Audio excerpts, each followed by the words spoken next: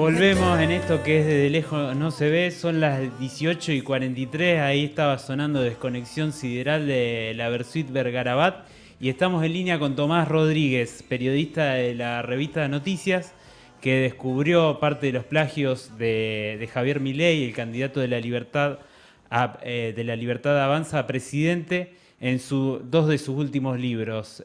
¿Cómo andás, Tomás? ¿Me escuchás bien? Hola, Sebas, ¿cómo estás? Muchas gracias por invitarme. No, gracias a vos por participar de este programa.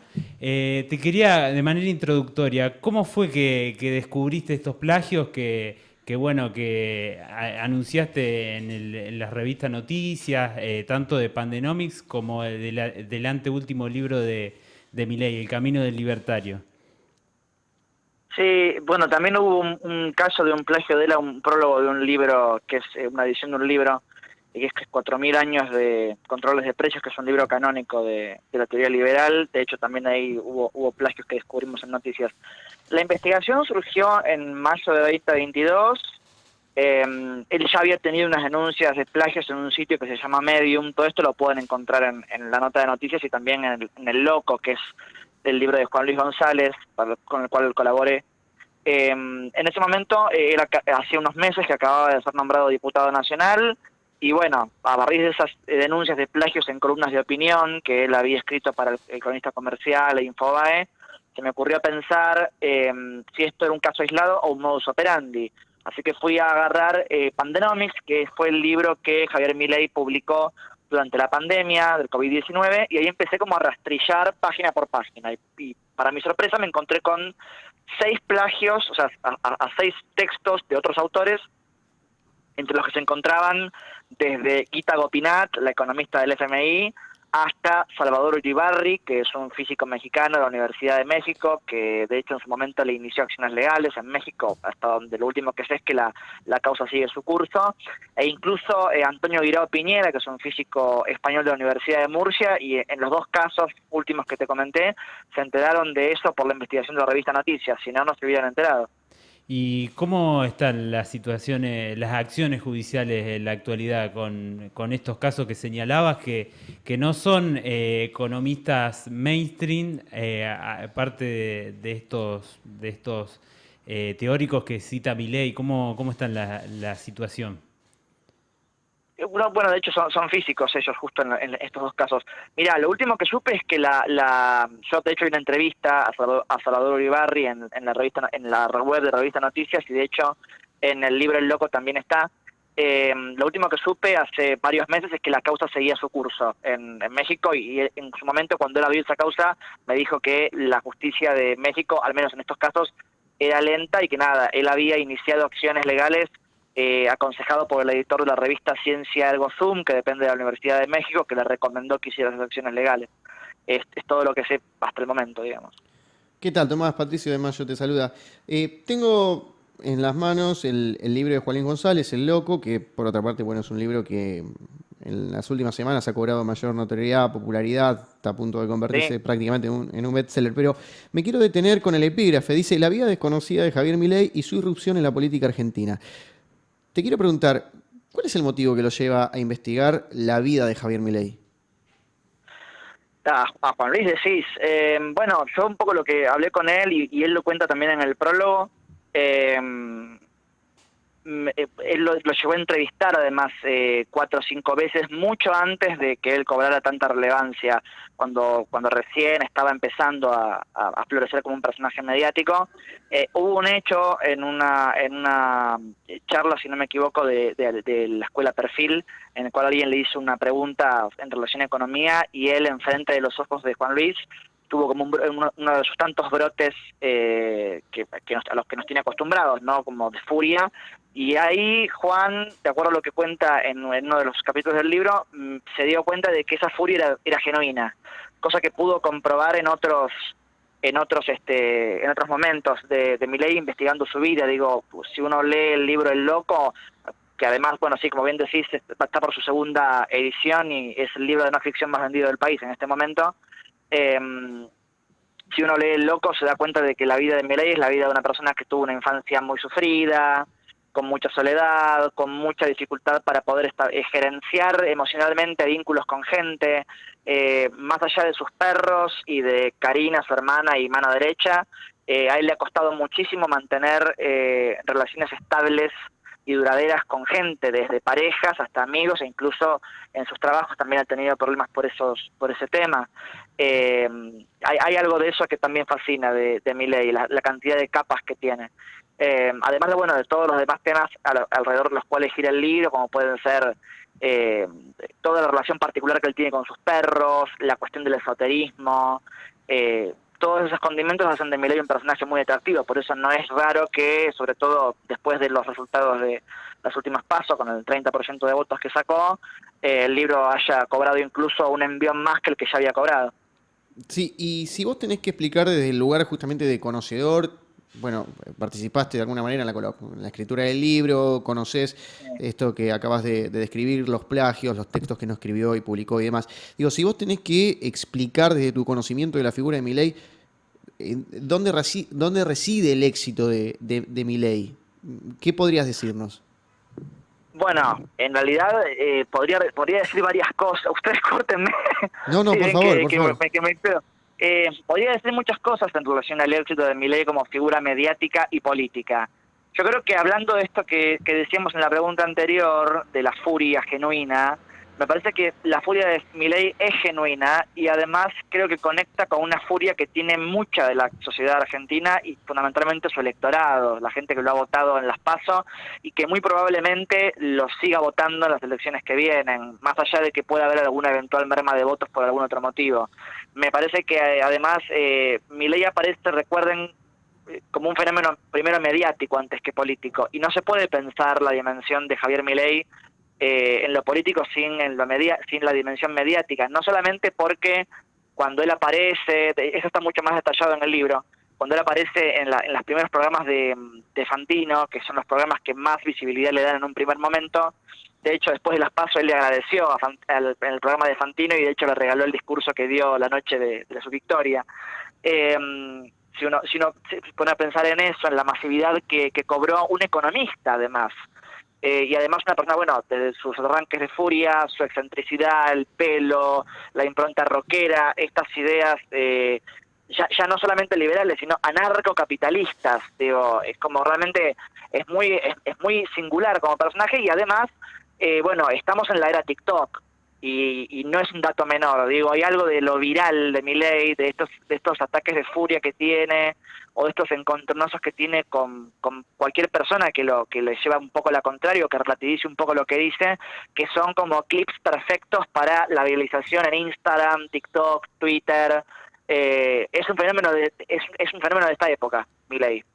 Eso es un poco lo que explica. Bueno, y además una sociedad muy harta, que siente que no fue suficientemente cuidada por un Estado que la debería haber asistido mejor, quizás de acuerdo a los criterios de cada elector, y por eso está enojada, que no llega a fin de mes, que tiene problemas para pagar su alquiler, que tiene un trabajo con el cual no le alcanza para vivir. Todos esos ingredientes hacen que la gente canalice su furia de alguna manera. ¿Y de qué manera? Bueno, con un personaje como Milei.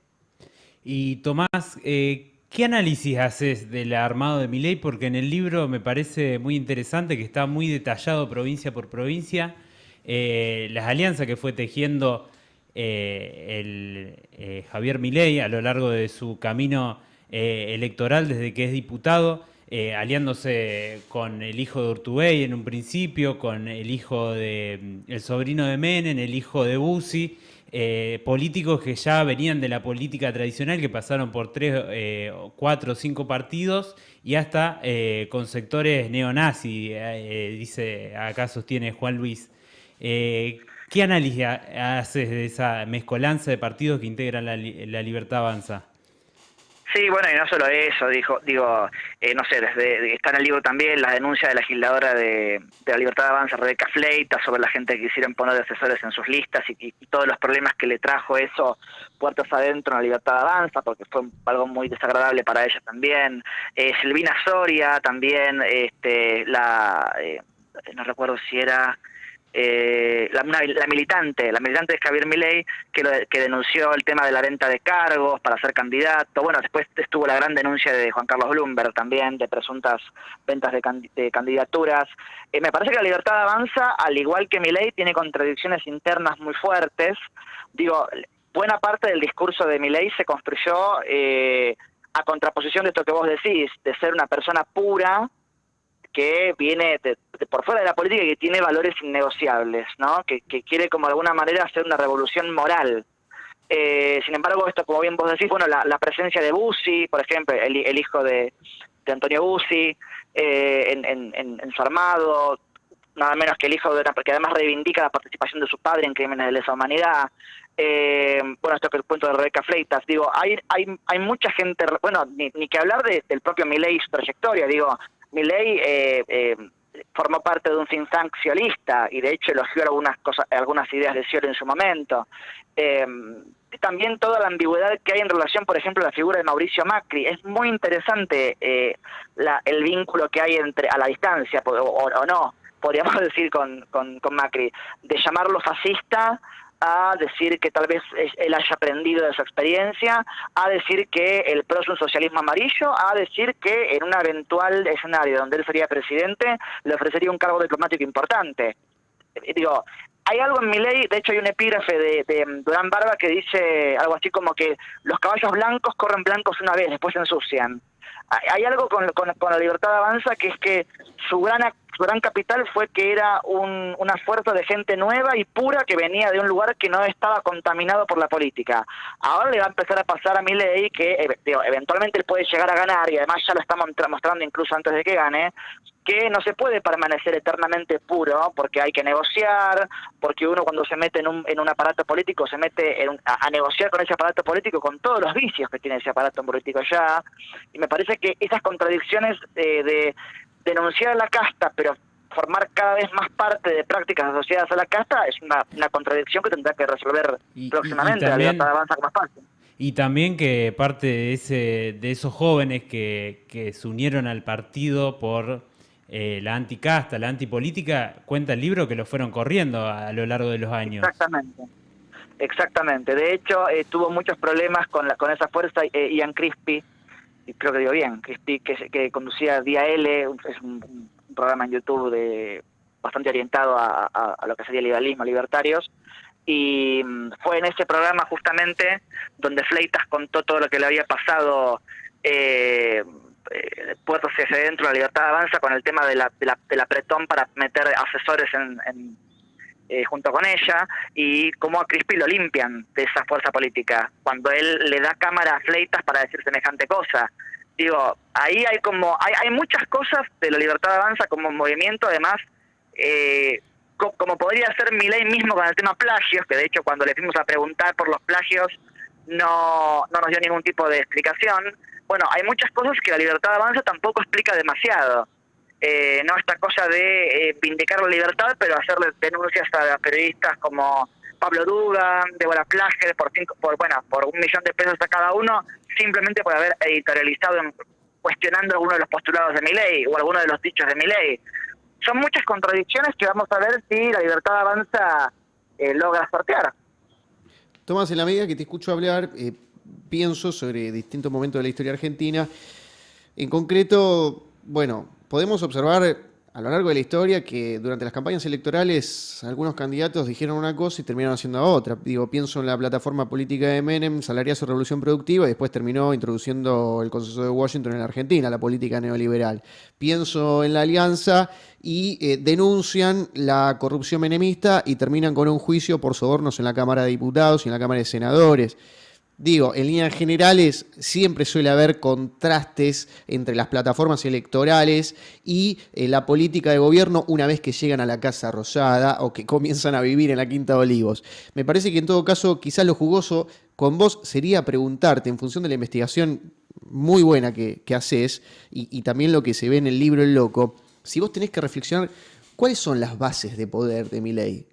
¿Cuáles son? Porque, no es el peronismo y no es otro partido tradicional que trata de construirse para ser un competidor serio el peronismo. Es una tercera fuerza y eso es una novedad. Si vos tenés que pensar, ¿cuáles son las bases de poder? ¿Cuáles son las fuentes de poder en las cuales abreva la Libertad Avanza?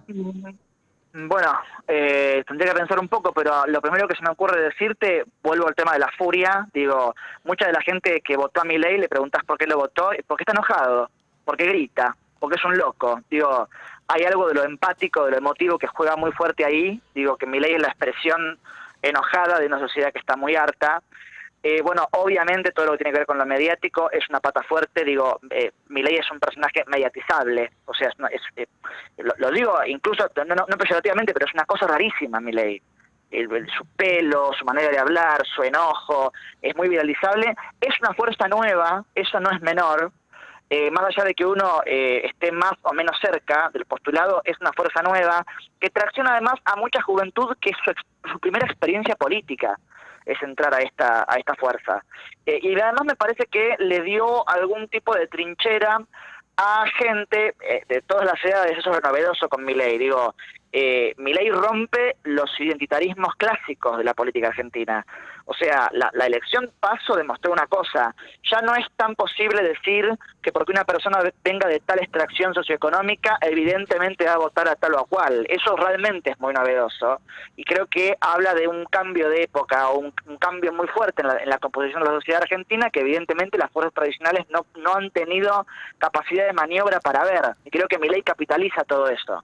Y además, bueno, al ser nuevo, tiene, digamos, uno podría pensar que tiene lo malo de ser nuevo, en el sentido de que tal vez no tenga tanta experiencia política o para saber cómo funciona la política puertas hacia adentro, pero también es nuevo. Bueno, ya está empezando igual a tener su archivo, Milei, sobre cosas que ha dicho en su momento y se ha arrepentido, pero uno podría pensar que no tan grande como el archivo que puede tener cualquiera de los políticos mainstream.